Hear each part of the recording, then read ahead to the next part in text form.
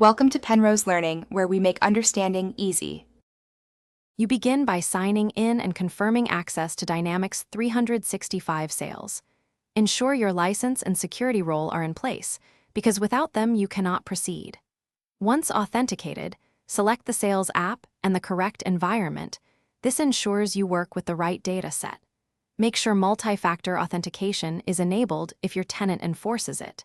Then, open the dashboard so you can see leads and opportunities. This first screen is where you'll act immediately.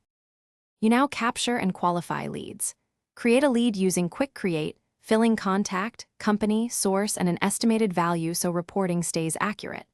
Once done, map fields to required schema and attach notes or files that provide context. Use the Qualify action to convert a lead into a contact, account, and opportunity. This preserves history.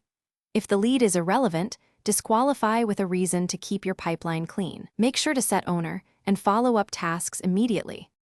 You finish by driving opportunities to close. Progress stages, add activities like calls and meetings, and update forecast and win probability so reporting reflects reality. When closing, record the revenue, products sold, and link invoices. This completes the sales record.